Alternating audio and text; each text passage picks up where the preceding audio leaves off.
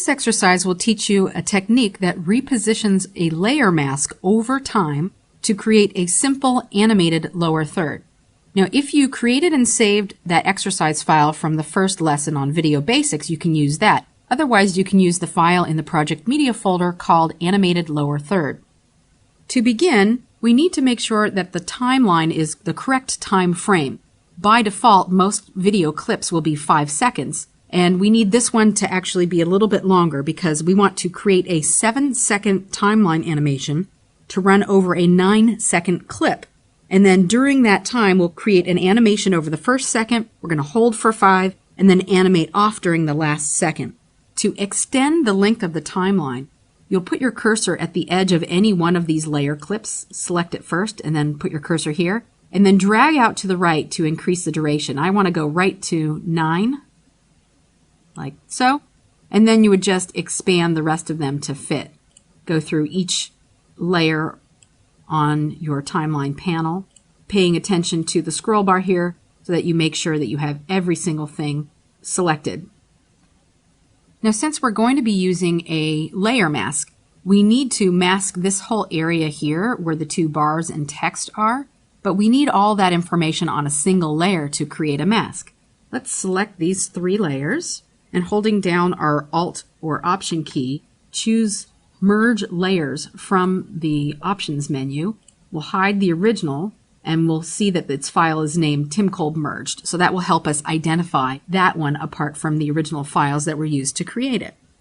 Next, we'll create the mask. Use your rectangular marquee tool to grab a selection across the screen like so. And you also might want to hide everything else on screen. And then we want to add a feather to this. Now this technique, before I show you the feather, this technique could actually work with spotlight effect with the circle shape. So you don't necessarily have to do like a straight rectangular bar across the top. It could be a circle for this cool spotlight effect with a circular or elliptical shape. To add a feather, click on the Refine Edge button on the options bar and add, you can go as far as you like. Let's do something like a 5-pixel feather. And what this does, I'm going to type that in. What this does is it adds a little breathing room above and below the selected area so that it's a smoother, cleaner mask when we're hiding it and showing the content below it. As a matter of fact, let's shift the edge about 10%, and this will further help to soften the selection's edges during our animation. Click OK, and then click the Mask button at the bottom of the Layers panel here. You'll notice that the mask is linked to your original. Just click in the center there to unlink it because we are going to modify the position of this mask. Before you reposition the mask, make sure that the mask itself is selected. You can tell it's selected by those little white lines around the 4 corners of the mask thumbnail. Move the playhead to the starting position of your document. It was already there on 00, but it might have moved, so just make sure that's there at the start. We also want to extend this guy out to the full length of the rest of the clip. And then with that thumbnail selected, what you're going to do is move the layer mask to its starting position, which is actually to the left of the layer completely off the screen. So I'm going to hold down my Shift key, grab my Move tool, and then click and drag to the left. So you can see by the thumbnail that the layer artwork is still in place, but now the mask artwork is completely hidden from view. To create the animation, we need to set down keyframes on the timeline. We'll expand this layer by clicking on the triangle. Note that there are several options that can be modified for this particular layer. Since we're working with a layer mask and we've just moved the mask off the screen, we want to use the Layer Mask Position option. Click the stopwatch here, and that sets down a keyframe at the 00 mark. A keyframe will mark the beginning and or the end of any change or transition in a layer's look and feel.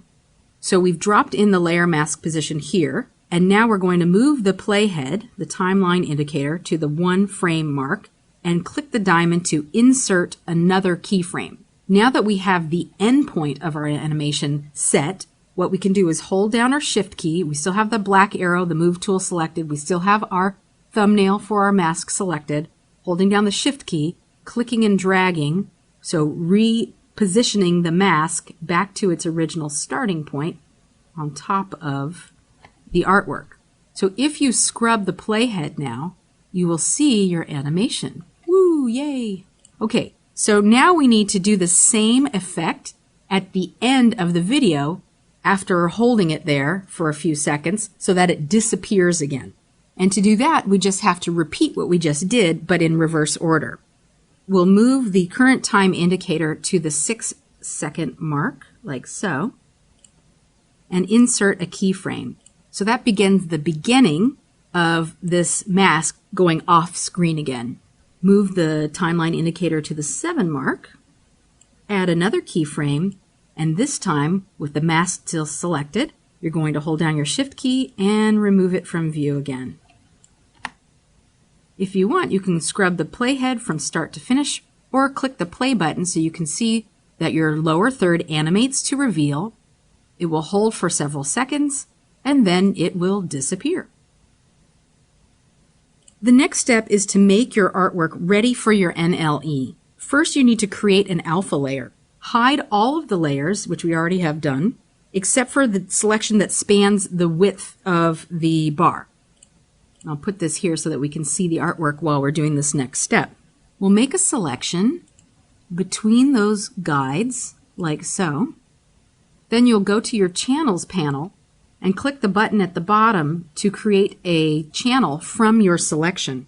Then save your work. What you do at this point after saving is create a duplicate file, like so, and merge all of your layers into one. Then this will preserve your original layered file in case you need to go back into it and make adjustments at a later time. Now inside the duplicate, you can delete all of the layers except for that new merged layer. To delete your layers, you'll probably need to select them individually, remove any locks to activate the trash can. So you do that one at a time, leaving just that merged layer in place. Then you can save your file as a PICT, a Targa, or a Ping24 for easy importing into your NLE. And if you need to render the movie, go up to the File, Export, Render Video option.